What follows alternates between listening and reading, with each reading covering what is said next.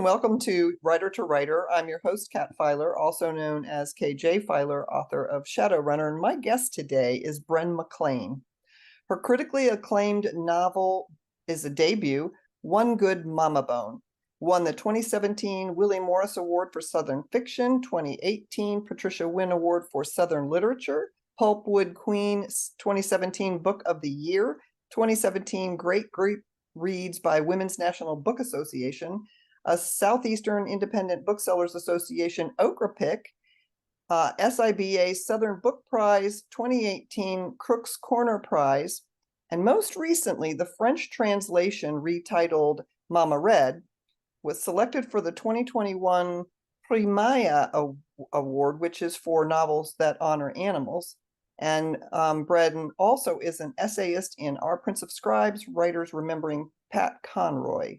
She lives in the lowlands of South Carolina. Hi, Bren. Thank you so much for making the time. Yeah, this is awesome. I've been living for this time, Kat. Thank you. The first time we met, I'm going to say this. The first time we met, I knew who you were, but we hadn't met, and but I hadn't quite read your book. And you were talking about it, and everybody was headed off for another direction. And I decided right then and there that I was either going to buy you a drink and corner you someplace or interview you some way or another. So here we are. Oh man, this is so cool.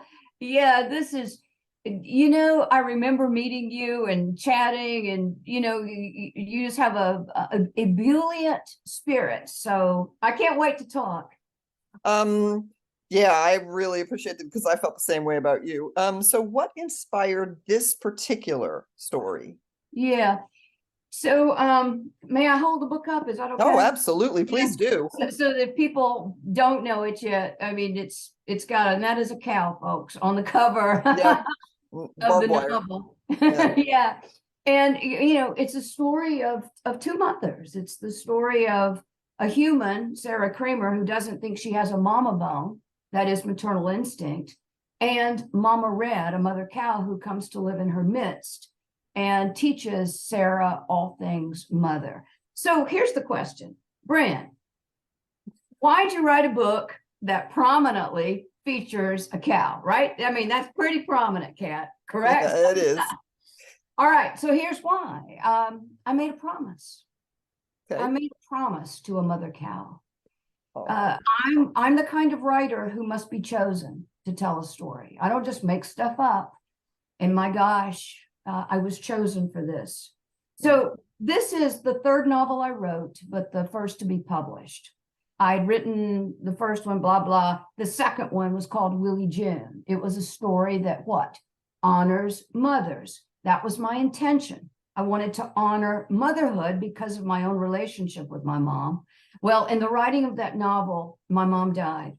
Oh. And I eventually finished the book, but it was no. It was no. So I put it up. And so, you get busy about life and this, that, and the other. And then on November 5th, 2007, I was visiting my father in upstate South Carolina on the family farm, the one that I grew up on. And Kat, it was in the midst of a weaning. When you separate, this is beef cattle, you separate the mama cows from the babies. And I don't know, you've heard what that mournful, guttural, primal. I haven't been there at a weaning, but my grandfather did have cattle, and I'm familiar with just some of the noises they make. I just don't know what they mean. Yeah, well, this one's calling because the farmers separate the mamas from the babies typically at age 6 to 8 months because they're hoping the mamas are pregnant. So they need all that, for their new baby. Okay. And so my dad had done that and had taken the babies about 30 yards up the grassy lane. Oh, gosh. And so there was this calling back and forth. But anyway, I got there, I arrived on the scene, I cooked supper for my daddy, we watched TV, and I went to bed. But 5 a.m. the next morning, those sounds of the mamas calling for the babies calling for the mamas woke me up. I get dressed, I go out, follow those sounds, and I see gathered at this corner fence, these mamas. And then, appear the babies. And Kat, here's the deal.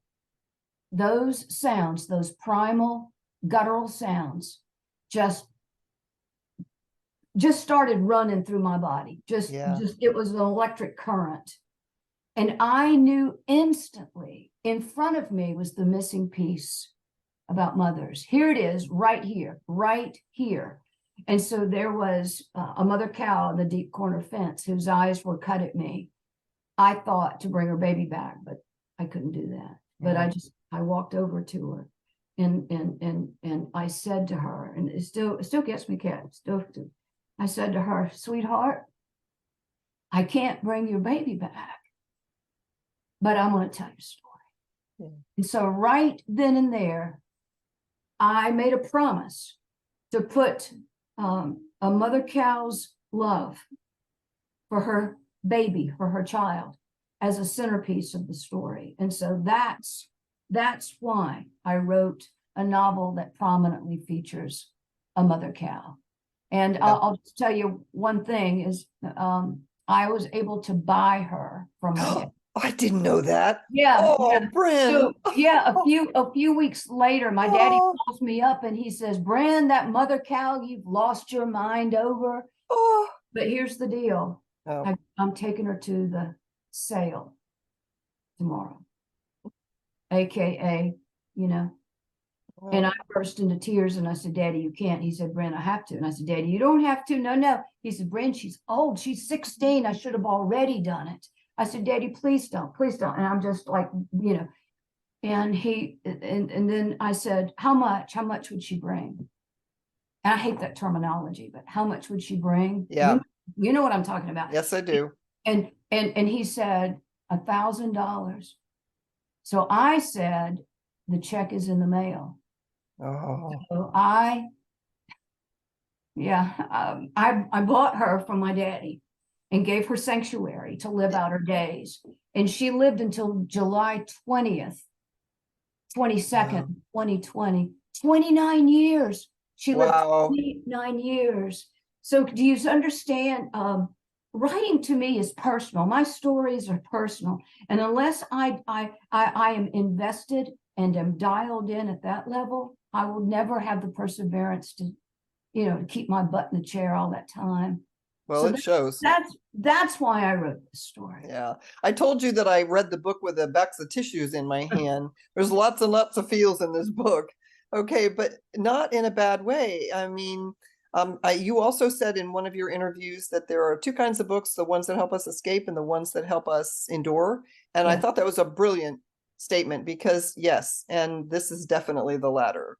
It is definitely the latter. And let's be real, there are readers who only want to read to escape. Oh, yes. which is fine. Beach reads, escapist fiction, that's fine. The beautiful man, the beautiful woman, blah, blah. But that's not what I write. I really do. I want, you mentioned feels. Someone asked me one time what I wanted people to know. Did I write this book so that people would learn about cows? Well, that was not my intent, although that I think is a spillover from it. But I wanted people to feel something. Yeah. It's because that's the kind of reader I am. I want to feel. Yeah. And that's the kind of stuff that I read too. And the three best books that I've read this month has been yours, Robert Gwaltney, and now I'm reading Jeffrey Lofton. Yes. Oh my God. Red Clay Susie. The three of you have got me in a mess. Well, thank you, man. I'm in high cotton when you mentioned two men. I'm in high cotton, Kat. Oh, listen, when I interviewed Robert and he talked about you, this FYI, he said one of the great things about becoming an author is getting to know the authors you want to meet. So there was that. So generous, Yeah, you're so generous to offer podcast. I mean, yeah. So thank you so much. This is selfish. I enjoy this. This is what I like doing. Okay. Anyway, let's talk about Sarah, unloved, unchurched, and briefly unwed. And the relationship between her and her mother is way beyond complicated. Woo-wee. Don't you know, man, she's like the mother from hell. Oh my. Something like that? Yeah. Yeah. So. Yeah, that was That was, whoa, when I created Sarah, actually I had Sarah created in that second novel, the Willie June, and I brought her over because I loved her so much. Oh, okay. She didn't have Teeny Bell in that book. Oh, And I don't know, people have said, Bren, why'd you do that? I mean, what a complicated mess. And how did Sarah, how did she have all of this love and goodness and almost saintliness in her, having a mother who was the extreme opposite of that? yeah. And I think a couple of things. One, I think we're born with a certain capacity. I think Sarah Kramer was loaded up with that in a big, big way. I think she grew, she was loaded to become an incredibly generous, kind, humble. That's the word I think about Sarah Kramer, is humility and humble. And maybe another reason is as a contrast to Teeny Bell, she didn't want to be like that. Yeah. I think that could be another reason. I think so. What I saw in her was an attempt to be better than what she came from. So, and better than her mom. And then, yeah. And she was better. She was better than her husband. She was better than everyone. Well, I know. She and Mama Red and Emerson Bridge really are the little dynamic trio, I guess you might say, in the book. Wouldn't you think of? I think so. Goodness, of goodness. I mean, I think of Sarah Kramer, and I'll just tell you something right now. Sarah Kramer makes me want to be better than I am. Yeah. And I something occurred to me the other day about writing, I'm better on the page than I am as a human being. Yeah. And Sarah Kramer is an example of that. I mean, you go. Yeah. I mean, because she is, I love that woman. I still, think about her and I'd love to have supper with her sometime. Yes. She's that kind of character to read, I'll tell you that. And when you shut the cover, you're like, well, God, I hope there's another book, because I like these people. I honestly, I don't know if you saw in the review, but I'll tell listeners that I said this is a book you're going to read more than once. And in between, you should share it. I'm going to let it sit with me for a while, but I'll be back through it. It's going to be. Thank you. Yeah, that was a high honor. That was a high honor to read your words. It's there's a lot of stuff in there. It's not a one read. It's definitely go through and then kind of settle with it. And then you're going to want to go back, because there's an awful lot that I'll tell you. When I got done reading the book, I sat and thought about it for a long time, and I started thinking about parallels in my own life and how I've handled these things, and could I be better, and things that I've done particularly well, so like I overcame. And so, yeah, it was definitely that for me. And thank you. The entertainment was still there too. So, so there's that. Yeah, because I couldn't just write a novel about a cow. I had to come up with a story. No, but segueing into cows, I love the Mama Red point of view. It brought back some of my favorite novels, which I had not thought of in a long time. Watership Down, The Plague Dogs, and The Art of Racing in the Rain, all from animal perspectives. Yeah. Art of Racing in the Rain. And you know what? Let's talk for a minute about the Mama Red perspective, the POV. That was a little out there. Did you think so? It's not, because people have said, "Oh, Bren, does the cow talk?" I said, come on. No. But it's a cow's, I think of it as consciousness. I mean, how do you think of it? The cow's consciousness? You never really told us. Well, you were just observing from her eyes. So I just felt like what we were doing was seeing it from her point of view. That's right. You weren't being a cow. You were just sort of reporting what she was observing and whatever was going on with her at the time. No, I thought that it was extremely, I didn't think about it much at the time. You did it beautifully, so that it wasn't that I noticed the point of view switch. What ended up happening was, when I went to write a review, I thought, well, let me make sure I'm just not out in left field here and I don't write something stupid. And I started reading where other people were talking about multiple points of view. And I thought, there was multiple points of view? What multiple points of view? Because I was in the story. Oh gosh. So you were reading it like a reader and not a writer, that you were able to let yourself go into that world, into the reader's world. Yeah, and you know how it gets with PR, and you start doing review swaps. Okay, that's nice and everything, but sometimes you start reading a book and you're like, oh Lord, why did I say yes? I love her, but I cannot read this. And then I'll be honest though, I won't sit down and read because I have no time to read, and it's been so long since I've read something that I would pick out. In your book and Jeffrey's book and also Robert Gwaltney's books were three books that I had said, I'm going to read that for me. Okay. I don't even Oh, care if nothing comes of it. Those are books for, I'm going to do some recreational reading. wow, Kat, that is, I am so honored and humbled. Thank you so much. Oh, I Gosh. appreciate that. And no spoilers, but I did want to talk about Elsie. So like, Yeah. you know what? That's exactly what happened. There was no other way. That was preordained from page one. And I'm glad you saw that. I'm glad you said that. yeah, my husband was kind of going along with me in the book, and he said, uh-oh. And I said, okay, look, whatever happens is what happens. And he says, okay, are we good? And I said, we're good. And so after the fact, I said, it was okay. Wasn't that okay? Because I'm not stopping in the middle of a thing, but at the end of a chapter. And I said, are you okay with that? And he said, yes, actually, yes. Wow. If that had not been the way things went, I would have really thought it was contrived.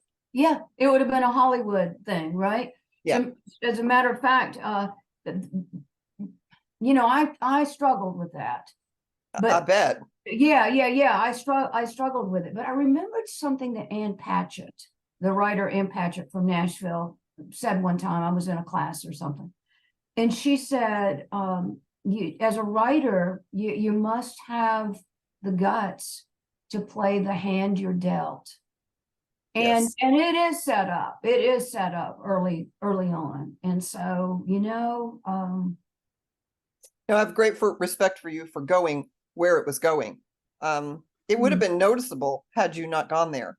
So that was really good. I appreciate that. And you mentioned that the book was published in France. Retitled Mama Red. Do you know what the publisher told me? No. That if it did not have a realistic ending, they wouldn't have published it. She told me that in France, they will not read Hollywood endings. No, they smell it and spot it and so no. They want the real McCoy. Yeah. And so, yeah, thank you for that. No, I really appreciate that. I don't interject myself into the conversation during this very often, but I'm going to say this only because we're talking about doing what you don't think is necessarily going to be what the reader wants. In my own story, I ended up going someplace. This where it ends is not where the young female audience that I think is my audience wants to be.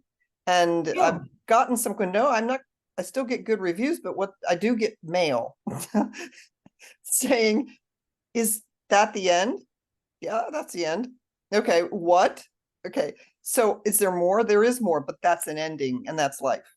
So wow, you have to go where the story is. You have to be true to the story. You have to be. You've got to be. I think the reader would feel cheated. Yeah. And if you could write a scene like that and I didn't pop out of the story at all, then it was definitely something that was natural. It had to go. Also, I would like you to tell us about Feed the Kitties. Oh, Feed the Kitties. I should have had this as show and tell, and I would have gotten it off the wall. So I was, for my job, I'm a communications coach. And so back in the day when I was doing a lot of that, I worked in Atlanta a lot. And I remember conducting this class and walking by this store that had a bunch of posters and stuff. I don't know. And I saw this poster, and it was a picture of a cat that was like about this close to you, kind of looking Okay. at a little kitten. Right there. And it said, at the bottom, it says, I once asked a 4-year-old what the meaning of life is. Feed the kitties, he said. Feed the kitties. And man, I bought that thing and had it framed, and back then I'd probably only written one novel, but I'm coming to know that this is something that really matters to me. It's popping up, Kat, in every novel I've written. The one that I'm writing right now. Here we go again. and how I kind of talk about it is what we do, what parents do, what society does. Sometimes intentionally, sometimes not, sometimes for the good, sometimes for not. But it's what I think of as the loading up of children, the loading up of children. And so my heart always goes to that. And so we've got, Emerson Bridge and little Elsie in my book. And so, but what I like for my characters to do is I like to give them an opportunity. Yeah. To deliver themselves to their next high place, to kind of offload, if you will, offload what they were loaded with. Sarah Creamer, let's talk about that for a minute. Oh, yeah. And back to Teeny Bell, when Sarah was 6 years old, her mother said, "You ain't got you one good mama bone in you, girl." Yeah. And that became prophecy in her head. That became belief that she took into her bones and actualized, right? And so the whole point of my writing this book right here, the whole point, there's one point, this is the point, is for Sarah Creamer to have the opportunity, to offload that. Yes. And to replace it with something else. You gave her such a good way to do that too. And I also love the fact that whole transition takes an entire book.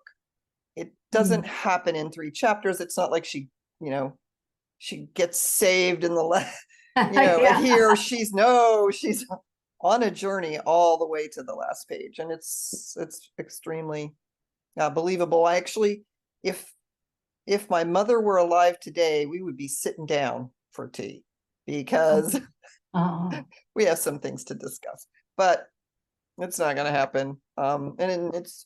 But that brought some things up, because you're right. The things that we do to our kids, I know an awful lot of young people who were concerned about their weight, and you touched on that, especially young women. Yes, absolutely. I mean, as a matter of fact, back to Teeny Bell, she was, obese, kind of a large, plump as a child, and her own mother would not let her go to church. Yeah. And you'd embarrass me. You'd take up too much space on the pew. A very, very abusive, That was such a heartbreaking situation, but such a thing you could see happening.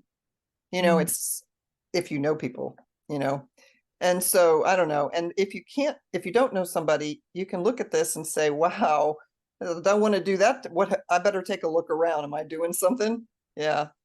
So that was really good. Yeah. So is there a next novel? Well, yeah.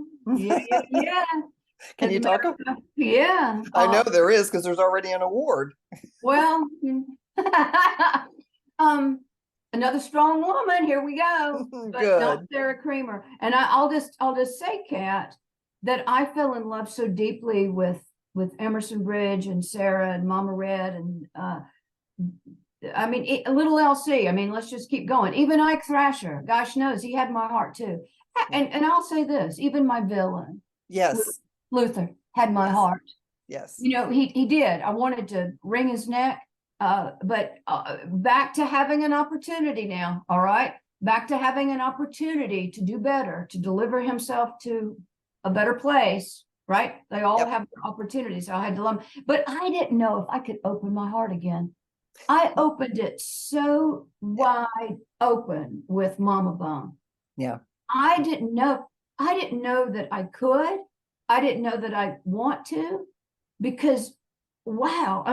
The book was published 6 years ago. I'm still crying about it. Yeah. So it still moves me. But I do. It's another novel, historical fiction in South Carolina, where I live.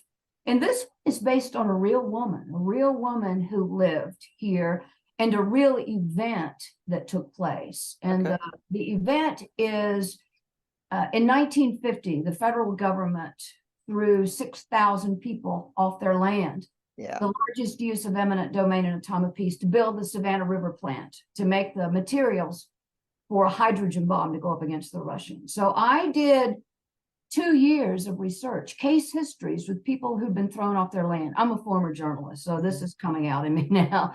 And so I'm building a novel inspired by the one story that shakes me the most.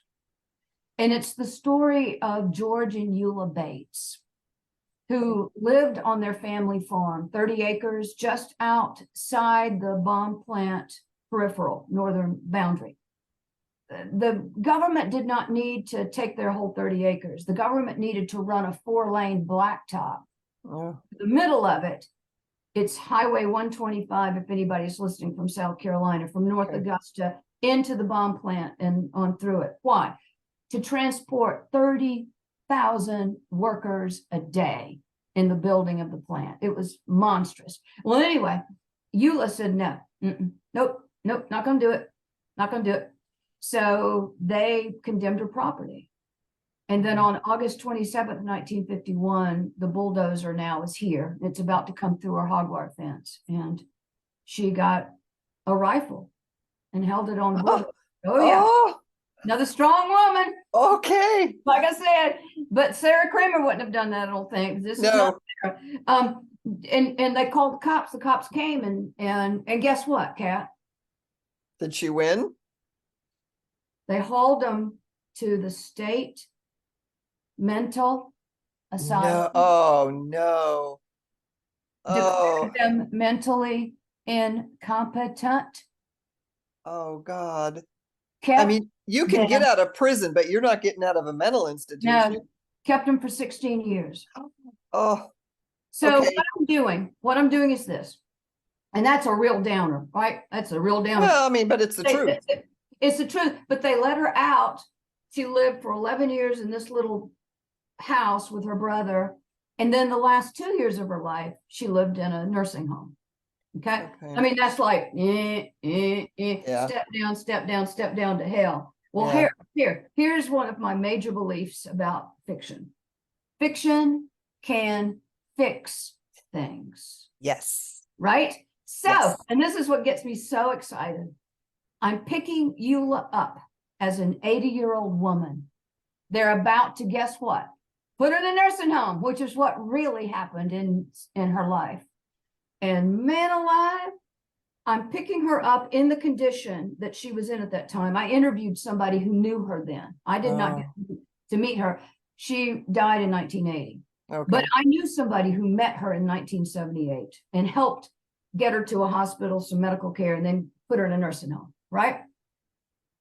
But man alive, the woman that I met said that Eula grabbed her hand and said, take me back to the deep, dark woods, please. Please take me back. And that she wanted to go home. Yeah. Wanted to go home. She'd been away, let's see, 78, 51. She'd been away for 27 years. She wanted to go home. So guess what? This is chapter 1. I'm not giving anything away. I'm just saying. Oh, gosh. Okay? This is going to be action-packed. Yeah. Guess what? Chapter 1. She gathers her things. She's been saving seeds all of these years to go back because she's a farmer. Anyway, in this decrepit condition that she's in at that time, she finally gets her back bedroom window open and rolls out into the night. Okay. To go home. Oh, gosh. So I'm rewriting Eula Bates' story to bring her justice. Yeah. And that just gives me so much. I mean, I could feel myself as I'm talking about it. I love it. I love it. I love it. To rewrite her story. Well, I am very aware of why you're winning awards. It's not just the story, it's the craft. Your word economy is enviable by everyone. So in just a short sentence, I mean, somebody else could have made a great big book out of that. And in just a short period of time, you said so much. And it's, I hope you're given classes on how to write. And if somebody wants to learn how to write, I recommend that they start reading some of your stuff, because this is how to learn. Thank Yeah. you. Thank you Yeah, so I'm much. not sucking up either. No, I you mean and this. you and I met in Carrollton. Oh yeah, we And did. I've been invited to do a class in Carrollton next Oh, April. good. Oh, good. Yep, next April. Okay. Okay. So yeah, that'll be great. Is there a question I have not asked that you would have liked me to ask? Oh my gosh, I don't It's your no. chance to say whatever you want to say. Oh my gosh, the floor is mine. Is that what you're saying? That's right. It's all yours, Bren. Okay, I do have something I want to do. Okay. May I recite my favorite part of the book? Please do. Okay. Because I was tempted to read it, and it would be so much better coming from you. Well, so where the book begins now is not the original opening that I submitted. Okay. I'm going to recite to you the original opening. Okay. And it's the first time. It's the first time. It's on page 70 in the book. All right. But it's the first time that Sarah addresses Mama Red. Okay. And, there are passages in the book where at the end of the chapters, after Mama Red comes on the scene, that Sarah Creamer really confesses her life. It's a confessional. Is that fair to say? Yeah, I think so. Yeah. Yeah, it's a confessional. And so this takes place with the first time that Mama Red has gotten in Sarah's midst, and she's begun learning from her as a mother. And Sarah has run into the house to apply it to Emerson Bridge, her little boy, and then has come back out. And this is what Sarah says to Mama Red. This is the original opening of the book. Okay. You done started on your teaching of me with my boy. Can I tell you that, girl? I don't know your name. What's your name? Mine's Sarah. I'm 6 days now into having to be his mama full on. But can I tell you something? I don't mean to be whispering, but them words, be a mama, they scare me. I'm lost. That's good. I mean that. And I'm glad you read something, because if listeners haven't already read the book, now they just heard something that's going to make them want to pick up the book. Well, I did outstanding. I did the audio. I narrated the book. Did you? Oh, I did not know that. Okay, I might have to buy it again. It's a little like the White Album. You keep buying it over and over.